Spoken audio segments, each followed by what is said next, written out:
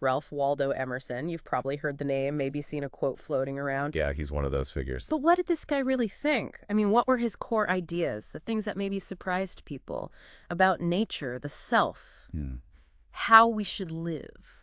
That's exactly what we're digging into today. We've got this collection of his poems, some biographical notes too. Okay. And they really give you a window, Yeah. into the man, the events that shaped him, and the whole philosophy he developed. Right. So our mission here is basically to take all that source material and pull out the really key stuff, the aha moments maybe. Exactly. The insights that help us connect with him, maybe understand ourselves a bit better too. Sort of a shortcut to getting what this really original American thinker was about. Okay, I like that. A shortcut. And we'll walk you through it. We'll look at, who he was, how he found his path, which wasn't straightforward. His connection to nature, which is huge for him, his ideas about our inner lives, relationships, and, his thoughts on the society he lived in. Okay, sounds good. Let's unpack Emerson. Let's do it. So, starting with the man himself, before the famous name, the sources mention him keeping journals from a young age, just writing down thoughts, feelings. Yeah, thoughts and fancies, as the notes put it. Seems instinctive for him. And at Harvard, well, he wasn't exactly top of the class in the usual way. Right, apparently not a math whiz. Definitely not. But he read tons, just not necessarily what was assigned. He was drawn to classics, but more for the literature, the ideas, not just the grammar, already sort of following his own intellectual path. And initially he headed towards ministry, following the family tradition. That was the plan. Studied divinity, though it got interrupted by health issues, but by 1826 he was approbated to preach, basically licensed. Okay. And the description of him then is interesting. Eager and wide reader, inspired by religious zeal, high-minded, but eccentric. Eccentric, huh? Even then. Yeah, that mix of intense seriousness and something a little different. But his early life also had some really tough moments, didn't it? The sources talk about loss. Profound loss. His brothers, Edward and Charles, who were apparently brilliant.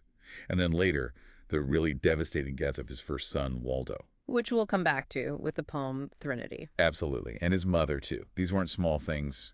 They clearly left a mark. And these losses, maybe combined with his eccentricity, seemed to lead to a big shift. That's what the sources suggest. A move away from the established church, the city life, what he called the old world. So where does he go? The source material is pretty explicit.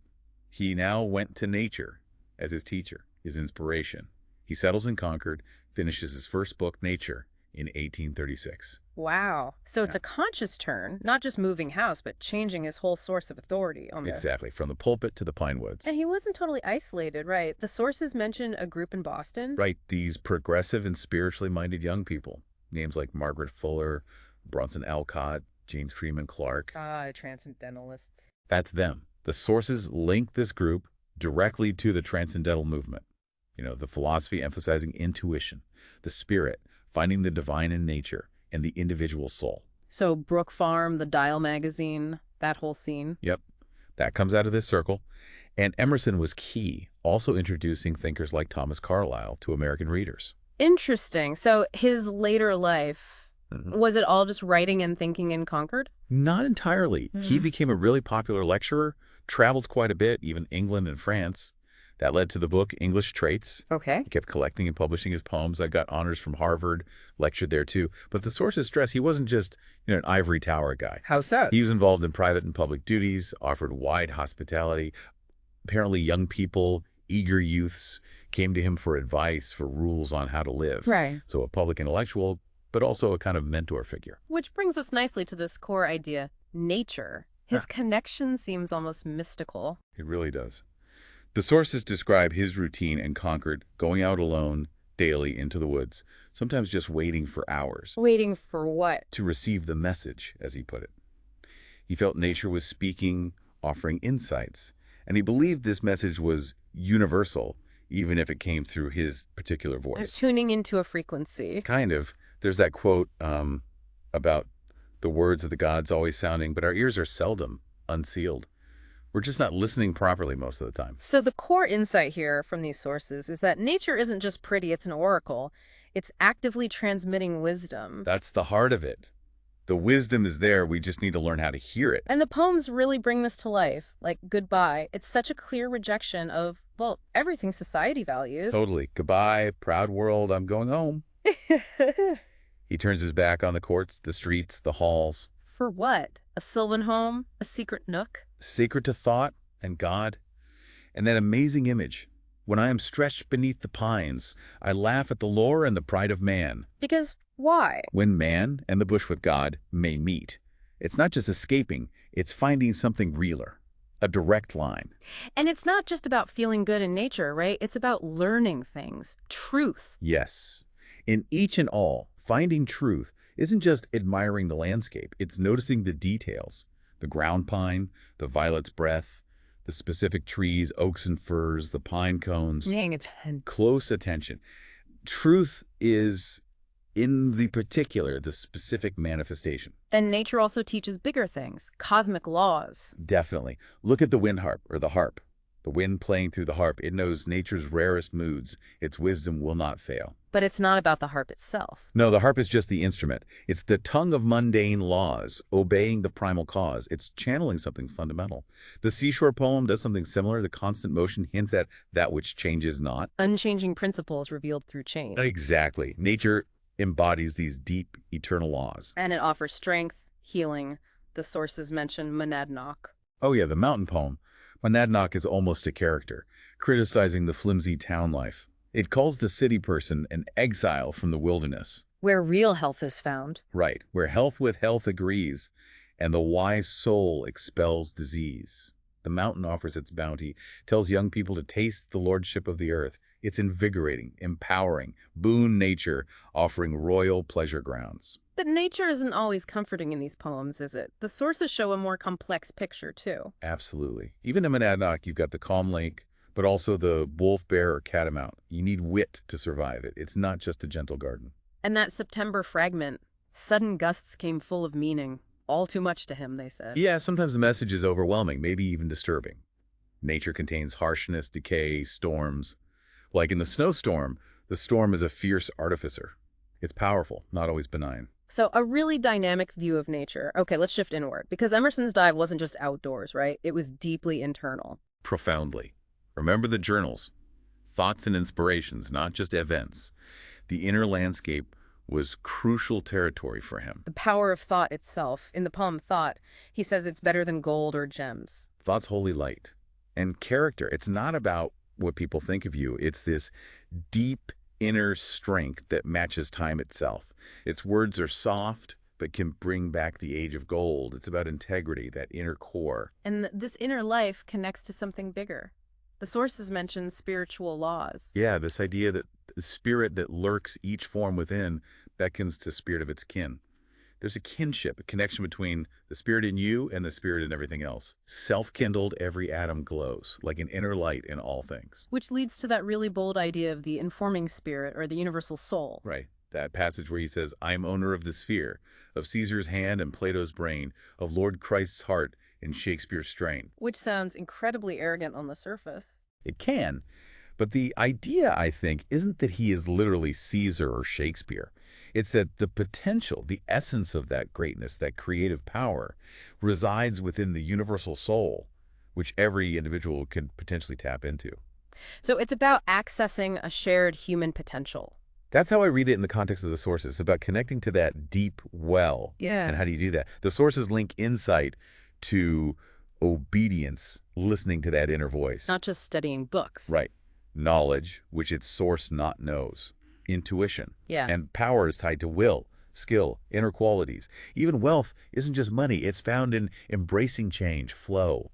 That's where true endurance and power lie. And the Sphinx poem seems central here. It's not just an external riddle. No. The Sphinx actually tells the speaker, I am thy spirit yoke fellow, of thine eye I am eye-beam. The mystery out there is the mystery in here. Wow. Man is the riddle, the unanswered question. And trying to find the answer purely outside yourself leads to a lie. You have to journey through nature, yes, but the ultimate answer is within. The key is inside you. Okay. So given this intense focus on nature and the inner self, where do other people fit in? Love, friendship. He definitely explores those. The sources mention a framework of 3 loves. Initial, demonic, celestial, suggesting different kinds or levels of love. But the core message seems to be about commitment, like in give all to love. That poem is incredibly direct, isn't it? Obey thy heart. Give up everything, friends, reputation, plans, even the muse for genuine love. It's a radical call for emotional authenticity. And love isn't separate from thought. No, in love and thought, they're two well-assorted travelers, companions going through nature together. Grief comes when they lose each other, suggesting true connection needs both heart and mind. What about friendship? How important was that? Hugely important. The sources include that, quote, he who has 1,000 friends has not a friend to spare. But more deeply, a friend is a looking glass. A mirror. Yeah, each to each a looking glass, reflects his figure that doth pass. Friends help you see yourself clearly, find your just place. They're essential for self-knowledge. And there's also this idea of seeing something divine through the other person. Yes, like in Lines to Ellen, where the maiden seems woven into nature itself, or in Love, where the beloved is a channel of the rivers of God. The connection to another person can be a connection to the source. But it's not all idealized, is it? The sources mention Cupid being tricky. Right. Cupid can be an arch hypocrite, maybe self-absorbed, just seeking joy or counterpart. It's complex. But still aiming for it. Intimate or intimacy, that state where being two shall still be one. So even with its complexities, the deep drive in love, as shown in these sources, is towards union, towards overcoming separateness. Okay, so we have nature, the inner self, relationships. What about the wider world? Society, politics? Emerson lived through some turbulent times. He certainly did. And the sources show he didn't ignore it. He was often a sharp critic. How so? In The World Soul, he contrasts the superficiality, the proud hotels, the vice among the wealthy, with brief moments of grace. He talks about how trade in the streets ensnare us. Corrupting influences. We plot and corrupt each other, and we despoil the unborn. It's a pretty damning view of commercial society's impact. But even then, he sees glimpses of the divine trying to break through. The insight seems to be that the external world often disconnects us from deeper truths. And politics. He wasn't a fan of the gamesmanship. Not really. In his politics section, he basically says if he gets involved in their politic, which he calls trick, at best, it messes with his connection to the muse, puts confusion in my brain. He saw it as a distraction from deeper work. It seems so. And he called out hypocrisy praising freedom while the nation was attacking Mexico or upholding slavery. He points out the jackals of the Negro holder, even up north. Speaking of slavery, the Boston Hymn is mentioned in the sources. That's pretty direct, isn't it? Extremely. We grant no dukedoms to the few, we hold like rights and shall. He uses nature itself against slavery. The honest waves refuse to slaves, the empire of the ocean caves. And that line about labor. Yeah, laying hands on another to coin his labor and sweat. He goes in pawn to his victim for eternal years in debt. It's a moral and economic argument. Followed by that powerful call. Who is the owner? The slave is owner and ever was. Pay him. It's uncompromising. Now, it's important to note, the sources also include his later criticism of Daniel Webster, a politician he'd admired for compromising on slavery. He accused Webster of writing for sale on nature's brow. So the sources show him grappling with the morality of political action and compromise. Exactly. And we're just reporting what's in these sources, not taking sides, but showing his perspective is presented there. Right. There's also that little fable, the mountain and the squirrel. Ah, yes. From Monadnoc. The squirrel boasts. The mountain is vast. It's about different strengths, different perspectives. Not everything fits the same mold. Talents differ, as the poem says. So despite all the societal critique and the idea of fate, which she does write about, there's still resilience. Absolutely. Look at Terminus, acknowledging aging and limits. But then you have the titmouse, this tiny bird singing cheerfully in bleak winter, an antidote of fear, teaching courage and probity and grace. Finding strength in unexpected places. And that line from Life, no fate, save by the victim's fault, is low, for God hath writ all dooms magnificent. It suggests our inner response, our attitude, shapes how we experience our circumstances. We're not merely puppets of fate. Which brings us back to that deep personal loss, his son Waldo. The sources explicitly link this to Threnody. Yes, this is where the philosophy hits the raw nerve of grief. And the poem starts with just utter devastation, right? Questioning everything. Completely. He calls nature a costly lie, a broken prophecy, his richest fortune sourly crossed. He's mourning the child, born for the future to the future lost. Asking why nothing could save him. Yeah, why no star or angel intervened for this perfect child? nature's sweet marvel, whom all her harvests were not worth. It's the voice of absolute heartbreak, challenging the very nature he usually celebrated. But then there's a shift in the poem. There is. The deep heart answered.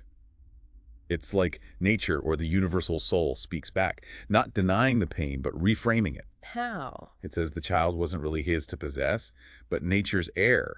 The grief comes from losing not what I made, but what I loved. It distinguishes possession from love. That's a subtle but powerful distinction. It is, and nature goes on to reveal its mysteries, urging him to connect. Throb thine with nature's throbbing breast, and all is clear. It presents the child as a temporary gift, a richest flowering, a prophet. And explains that life's flow can't stop. Right, nature's rushing life, fate's glowing revolution, they continue. Death itself is reframed as a transition. My servant, death, with solving right, pours finite into infinite. So death isn't an end, but a merging back into the whole. That's the perspective offered.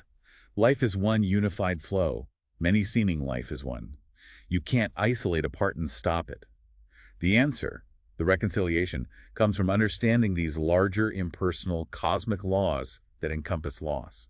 It's placing personal tragedy within that vast, enduring framework. Wow. Okay, so pulling these threads together from the sources. Emerson starts by turning from tradition to nature and the self.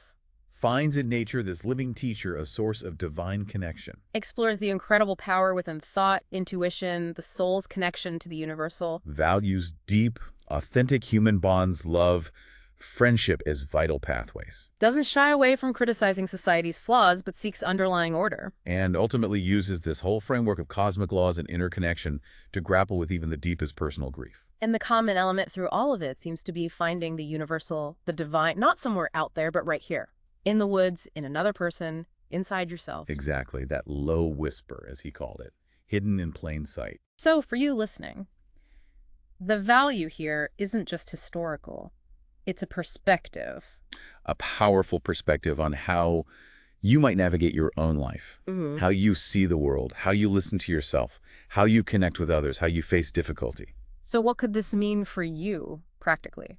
Maybe looking at that park nearby, or even just the weeds in the pavement, not just as things, but as potentially having something to say. Or maybe trusting that gut feeling, that intuition, that low whisper a bit more often. Okay. Giving it some weight in your decisions.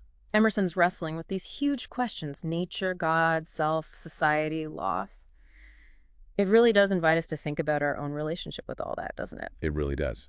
Which brings up a question. Yeah. If Emerson's sources suggest the profound is right here, in the ordinary, maybe even in the meanest things, how could paying closer attention to the everyday stuff in your life reveal something, well, extraordinary? Looking closer at the mundane. And one final thought to take away from these sources. Yeah. Emerson wrote somewhere, "The sun set, but set not his hope. Stars rose, his faith was earlier up." His faith rose before the stars even appeared. Exactly. So the question for you might be, what does it mean for your hope, or your faith, whatever form that takes, to be something that rises before the stars? Something present even when things look dark, independent of the external situation. Something to think about.